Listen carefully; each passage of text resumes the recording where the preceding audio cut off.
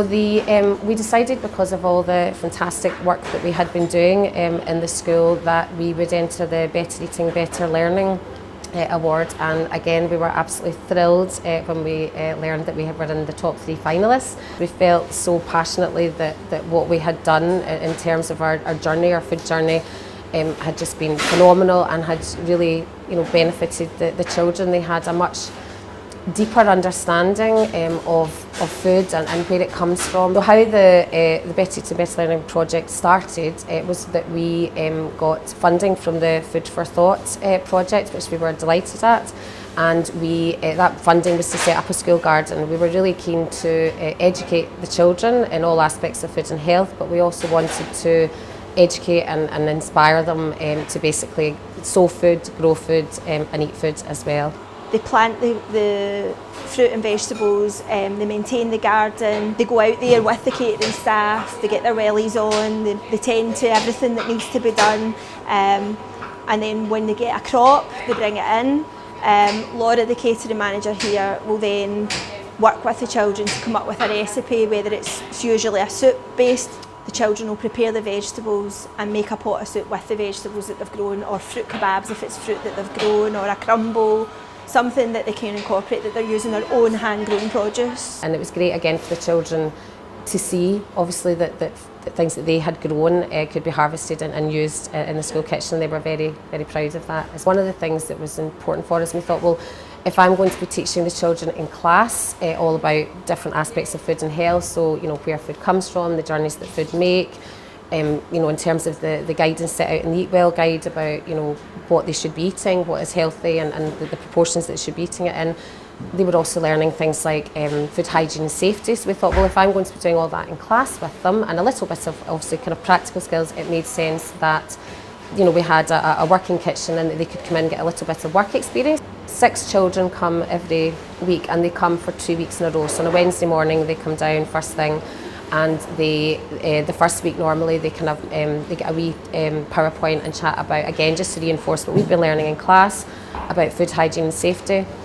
And then generally, it depends what's on the menu, but quite often they were preparing some nice soup or some kind of meal using kind of fresh seasonal produce. And I think for me, the kind of pivotal moment where I realised just how successful it had been when one of the children said that at home her mum had gone to open a tin of soup to make them, and she'd persuaded her mum to put the soup back and showed her mum how to make homemade soup. At this stage, I'm involved in overseeing some of the cooking projects with the children, seeing it from the stage where the children are growing it in the garden, bringing it into the kitchen, the preparation of it, coming up with recipe ideas, how we can incorporate those vegetables or whatever the fruit that they've grown through to a finished product that the children actually taste and eat.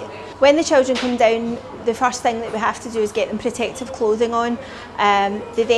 We teach them about basic hand washing, and it would surprise you the amount of children when they start that don't actually know that just running their hands underneath the water doesn't kill the germs. We teach them about colour coding and what utensils we use for what particular vegetable we're using. Some of the vegetables that are grown in the ground, we use brown boards. Other vegetables that are grown above ground, we use green boards. We teach them about basic knife skills, how to cut and chop safely, how to peel safely.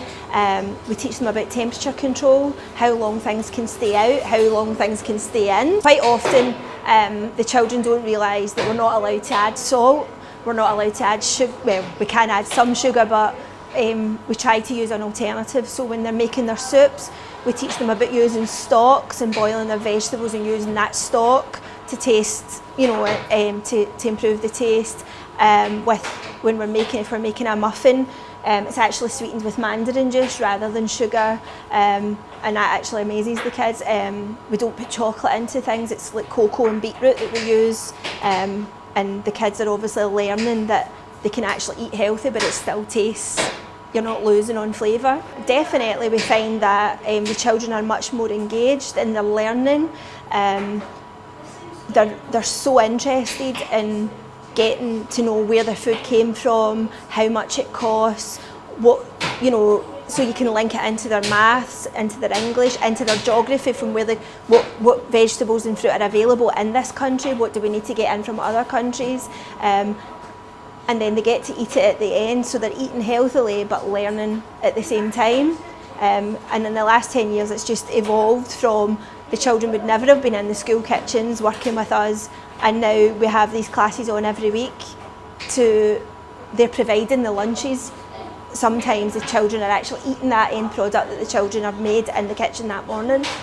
I think it's really good because the kids are really interested. I was quite shocked at how interested the kids would be in the whole thing, but they are so interested to help and they want to actually help involved in it.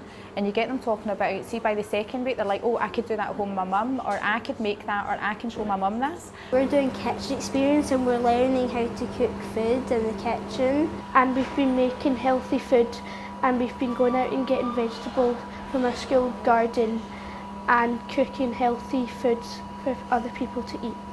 We normally use like the healthy vegetables for last week we did soup, and this week we made a vegetable curry. If I was cooking for school dinners, I would definitely come have lunch.